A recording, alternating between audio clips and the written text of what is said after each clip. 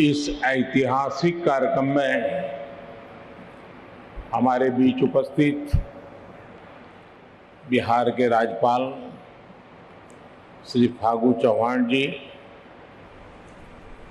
यहाँ के जनप्रिय मुख्यमंत्री श्री नीतीश कुमार जी, विधानसभा स्पीकर श्री विजय सिन्हा जी,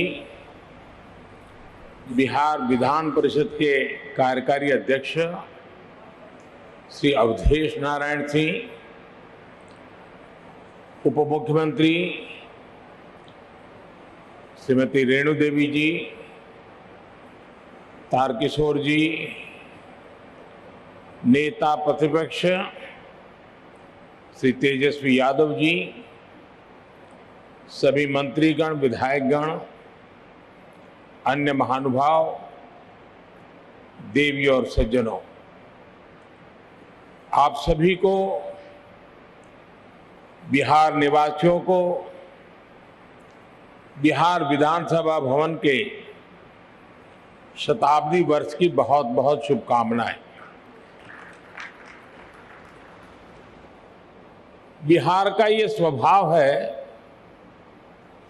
कि जो बिहार से स्नेह करता है, बिहार उसे, उस प्यार को कई गुना करके लौटाता है।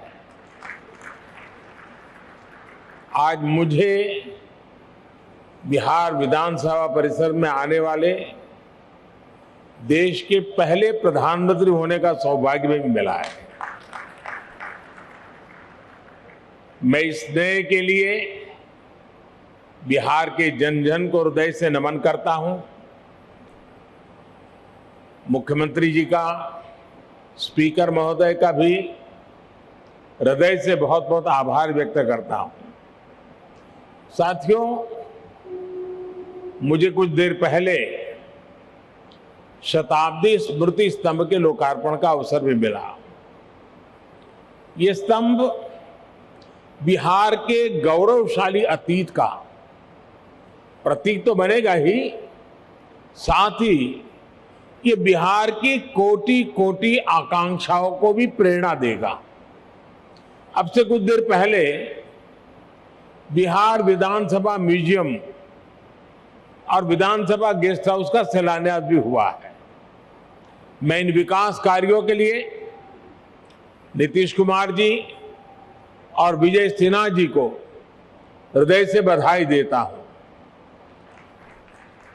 मुझे विधानसभा परिसर के शताब्दी पार्क में कल्पतरु के रोपण का भी सुखद अनुभव मिला है।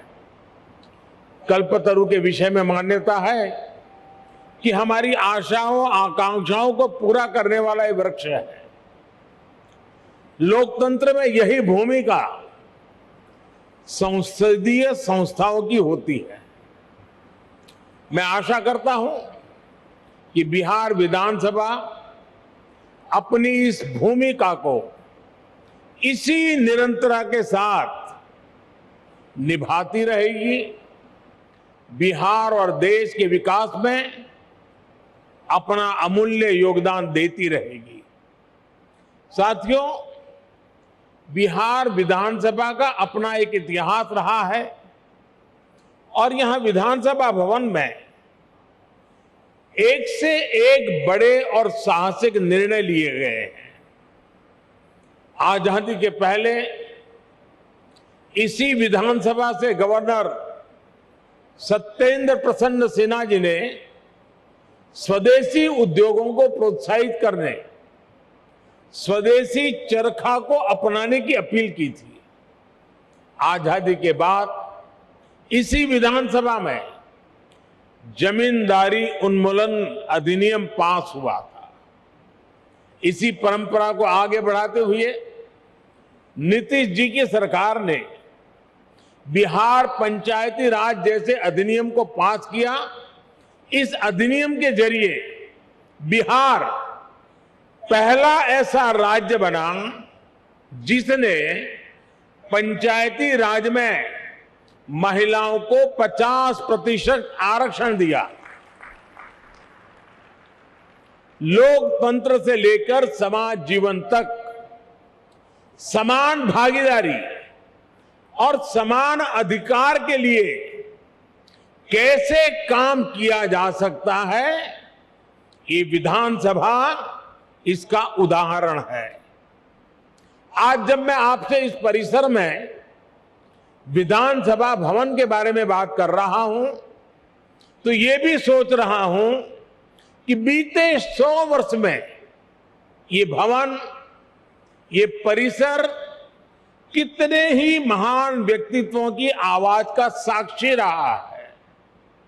मैं नाम अगर लेने जाऊंगा तो शायद समय कम पड़ जाएगा, लेकिन इस इमारत ने इतिहास के रचयिताओं को भी देखा है और खुद भी इतिहास का निर्माण किया है।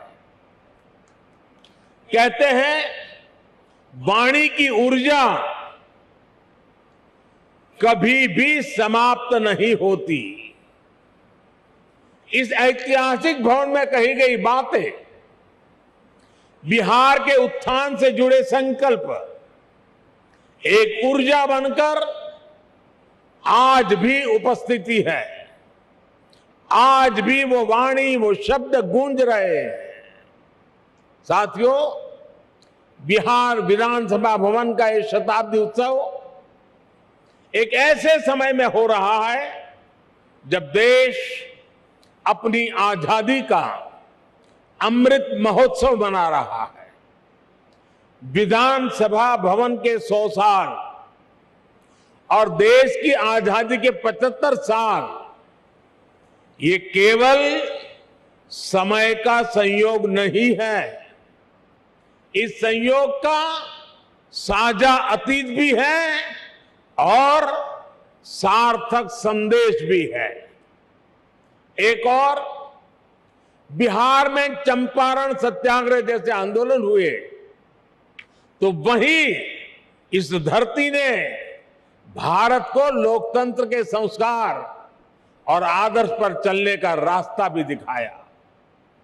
दशकों से हम ये बताने की कोशिश होती रही है कि भारत को लोकतंत्र विदेशी हुकूमत और विदेशी सोच के कारण मिला है।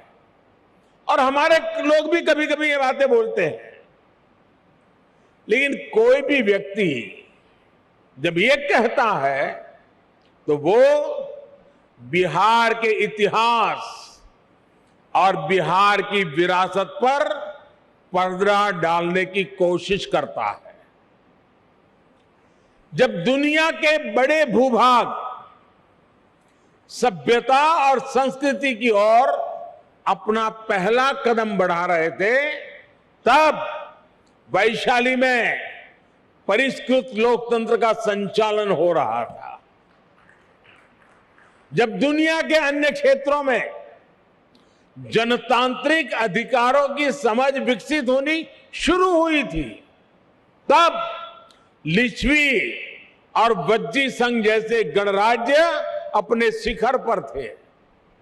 साथियों, भारत में लोकतंत्र की अवधारणा उतनी ही प्राचीन है जितना प्राचीन ये राष्ट्र है, जितनी प्राचीन हमारी संस्कृति है। हजारों वर्ष पूर्व हमारे वेदों में कहा गया है, त्वाम विशो वृणताम, त्वाम विशो वृणताम राज्याय त्वाम मिमाहा प्रदिशः पंचदेवी। अर्थात राजा को सभी प्रजा मिलकर स्वयं चुने और विद्वानों की समितियां उसका निर्वाचन करें। ये वेद में कहा गया है, हजारों साल पूरे ग्रंथ में कहा गया है। आज भी हमारे संविधान में सांसदों, विधायकों का चयन, मुख्यमंत्री, प्रधानमंत्री, राष्ट्रपति का चयन इसी लोकतांत्रिक मूल्य पर टिका हुआ है। एक विचार के रूप में हमारे यहां लोकतंत्र इसलिए हजारों वर्षों से जीवित है क्योंकि भारत लोकतंत्र को समता और समानता का माध्यम मानता है। भारत सह अस्तित्व और सौहार्द के विचार में भरोसा करता है। हम सत्य में भरोसा करते हैं, सहकार में भरोसा करते हैं, सामंजस्य में भरोसा करते हैं और समाज की संगठित शक्ति में भरोसा करते हैं। इसलिए हमारे वेदों ने हमें यह भी मंत्र दिया है, संगच्छध्वम संवदध्वम संवो मनासि जानताम, अर्थात हम मिलकर चले, मिलकर बोले, वो एक दूसरे के मनों को, एक दूसरे के विचारों को जाने और समझे। इसी वेद मंत्र में आगे कहा गया है, समानो मंत्र समिति समानी समानम मनः सहचित्तमेशम, अर्थात हम मिलकर समान विचार करें, हमारी समितियां, हमारी सभाएं और सदन कल्याण भाव के लिए समान विचार वाले हो और हमारे हृदय भी समान हो। हृदय से लोकतंत्र को स्वीकार करने की ऐसी विराट भावना एक राष्ट्र के रूप में भारत ही प्रस्तुत कर रहा है। इसलिए मैं जब भी दुनिया में अलग अलग जब देशों में जाता हूं, बड़े वैश्विक मंचों पर मौजूद होता हूं, तो मैं बहुत गर्व से कहता हूं, क्योंकि हमारे कान में किसी न किसी कारण से एक शब्द भर दिया गया है। हमारी मन की रचना को एक जगह पे स्थगित कर दिया गया है। हमें बार बार सुनाया गया है कि we are a largest democracy of the world, हम दुनिया की सबसे बड़े लोकतंत्र है, और हम भी उसी को स्वीकार कर लिया है बार बार सुनने के कारण। मैं आज भी दुनिया के मंच पर जब भी जाता हूं, बड़े गर्व से कहता हूं कि विश्व में लोकतंत्र की जननी ये भारत है। भारत मदर ऑफ डेमोक्रेसी है, और हमने भी, और बिहार वासियों ने तो खास, दुनिया में डंका बजाते रहना चाहिए कि we are a mother of democracy. और बिहार की गौरवशाली विरासत, पाली में मौजूद ऐतिहासिक दस्तावेज भी इसके जीवंत प्रमाण है। बिहार के इस वैभव को न कोई मिटा सकता है, न कोई छिपा सकता है। इस ऐतिहासिक इमारत ने बिहार की इस लोकतांत्रिक विरासत को 100 वर्ष तक मजबूत किया है। इसलिए मैं समझता हूं कि आज ये इमारत भी हम सभी के नमन की हकदार है। साथियों, इस भवन के इतिहास से बिहार की वो चेतना जुड़ी है जिसने गुलामी के कालखंड में भी अपने जनतांत्रिक मूल्यों को समाप्त नहीं होने दिया। इसके निर्माण के साथ और उसके बाद जो घटनाक्रम जुड़ा हुआ है, वो हमें बार बार याद करना चाहिए। किस तरह श्री कृष्ण सिंह जी ने, श्री बाबू ने अंग्रेजों के सामने शर्त रखी थी कि वो सरकार तभी बनाएंगे जब ब्रिटिश हुकूमत निर्वाचित सरकार के कामकाज में दखल नहीं देगा। कैसे द्वितीय विश्व युद्ध में भारत की सहमति के बिना देश को झोंकने के खिलाफ श्री बाबूजी ने, सरकार ने इस्तीफा दे दिया था। और बिहार का हर व्यक्ति इस बात के लिए गर्व कर सकता है। इस घटनाक्रम ने सदैव इस संदेश का संचार किया कि बिहार लोकतंत्र के खिलाफ कभी कुछ स्वीकार नहीं कर सकता। और भाई और बहनों, हम सभी ने देखा है कि कैसे आजादी के बाद भी बिहार अपनी लोकतांत्रिक निष्ठा को लेकर उतना ही अड़िग, उतना ही प्रतिबद्ध रहा। बिहार ने आजाद भारत को डॉक्टर राजेंद्र प्रसाद के रूप में पहला राष्ट्रपति दिया। लोकनायक जयप्रकाश, कर्पूरी ठाकुर, बाबू जगजीवन राम, अनेक भी जैसे नेतृत्व इस धरती पर हुए। जब देश में संविधान को कुचलने का प्रयास हुआ तो भी उसके खिलाफ बिहार ने सबसे आगे आकर विरोध का बिगुल फूंका। आपातकाल के उस स्याही दौर में बिहार की धरती ने दिखा दिया कि भारत में लोकतंत्र को दबाने की कोशिशें कभी भी कामयाब नहीं हो सकती। और इसलिए मैं मानता हूं कि बिहार जितना समृद्ध होगा, भारत की लोकतांत्रिक शक्ति भी उतनी ही मजबूत होगी। बिहार जितना सशक्त होगा, भारत भी उतना ही सामर्थ्यवान होगा। साथियों, आजादी का अमृत महोत्सव और बिहार विधानसभा के 100 वर्ष का यह ऐतिहासिक अवसर हम सभी के लिए, प्रत्येक जनप्रतिनिधि के लिए आत्मविवेचना और आत्मनिरीक्षण का भी संदेश लेकर आया है। हम अपने लोकतंत्र को जितना मजबूत करेंगे, उतनी ही मजबूती हमारी आजादी को मिलेगी, हमारे अधिकारों को मिलेगी। आज 21वीं सदी में दुनिया तेजी से बदल रही है। नई जरूरतों के हिसाब से भारत के लोगों की, हमारे युवाओं की आशाएं, अपेक्षाएं भी बढ़ रही है। हमारी लोकतांत्रिक व्यवस्थाओं को इसके हिसाब से तेज गति से कार्य करना पड़ेगा।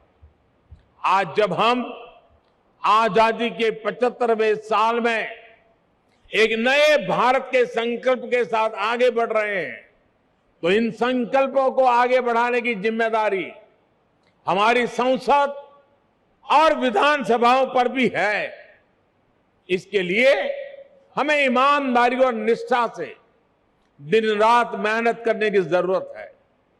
देश के सांसद के रूप में, राज्य के विधायक के रूप में हमारी ये भी जिम्मेदारी है कि हम लोकतंत्र के सामने आ रही हर चुनौती को मिलकर हराएं।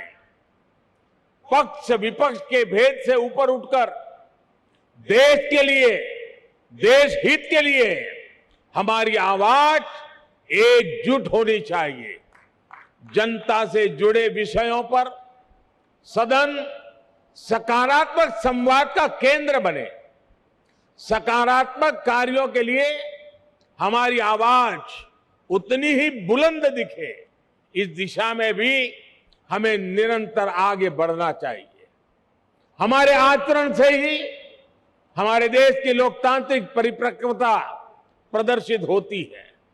और इसलिए दुनिया के सबसे बड़े लोकतंत्र के साथ साथ हमें दुनिया के सबसे परिपक्व लोकतंत्र के रूप में भी खुद को आगे बढ़ाना है। साथियों, मुझे खुशी है कि आज देश इस दिशा में सकारात्मक बदलाव देख रहा है। मैं अगर संसद की बात करूं तो पिछले कुछ वर्षों में संसद में सांसदों की उपस्थिति और संसद की प्रोडक्टिविटी में रिकॉर्ड वृद्धि हुई है। और अभी विजय जी ने भी विधानसभा का ब्यौरा दिया।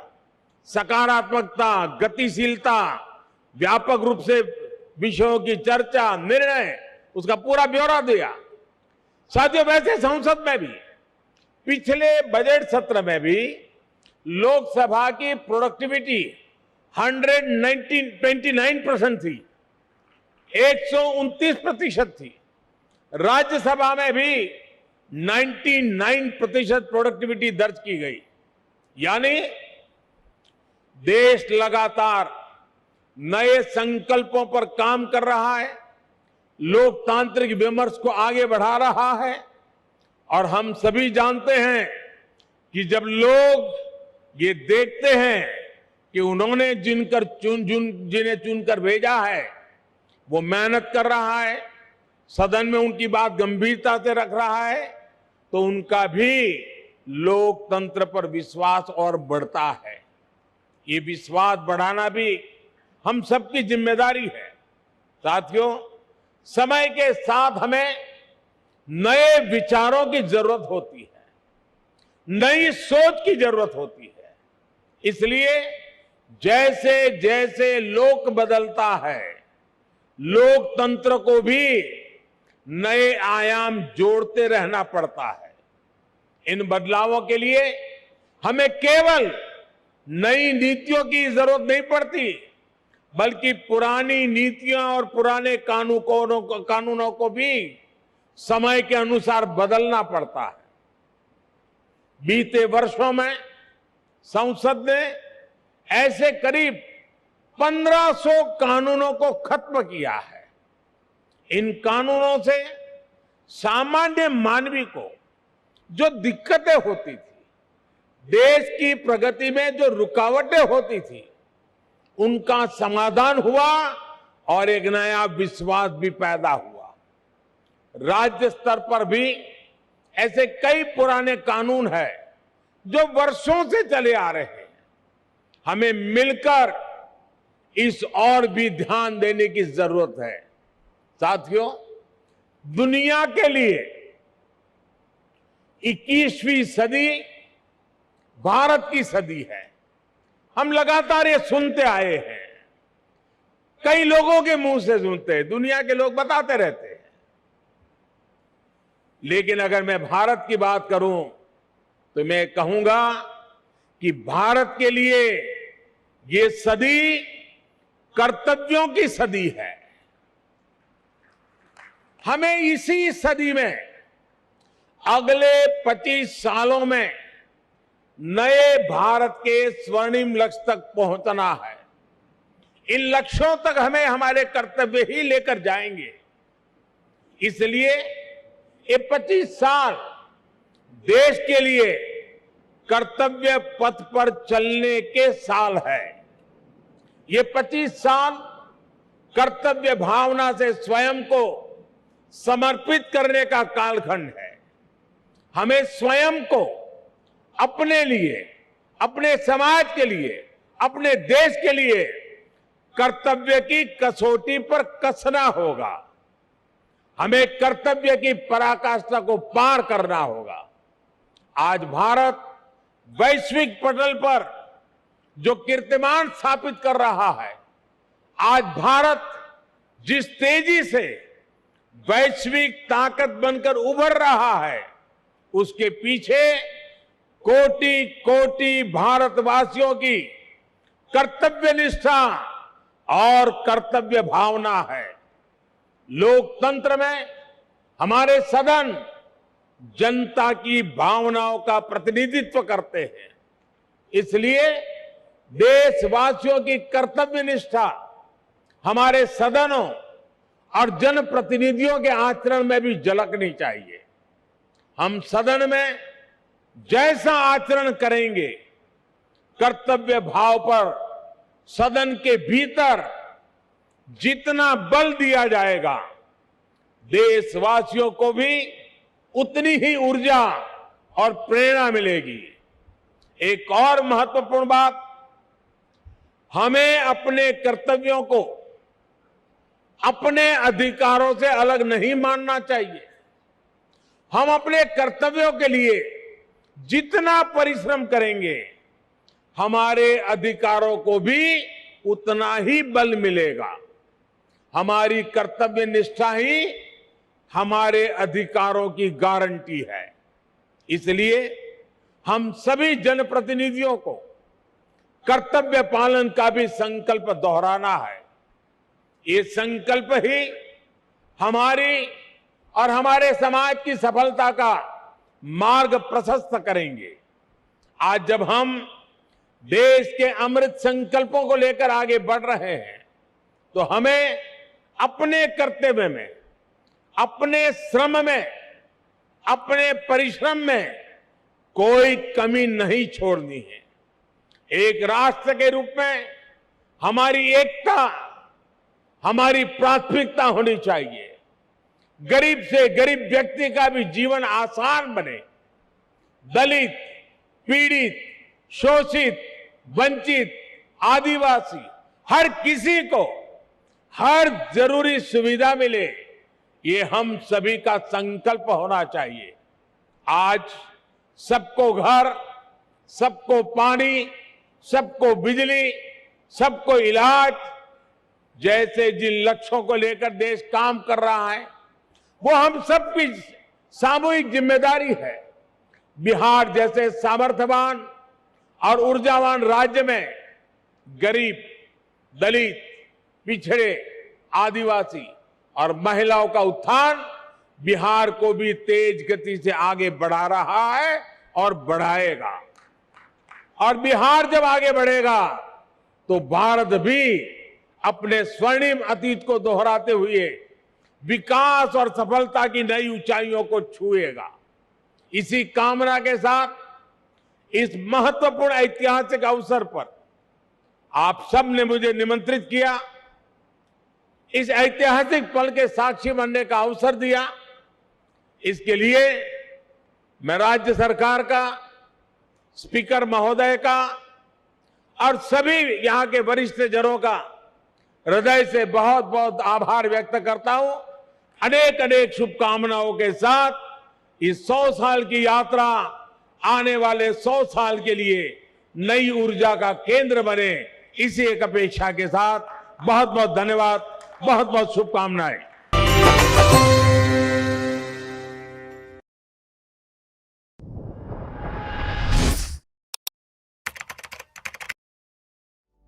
आप हमसे जुड़े रहने के लिए सब्सक्राइब करें YouTube पर, फॉलो करें Twitter पर और लाइक करें Instagram और Facebook पर। Thank you for watching cobra express news.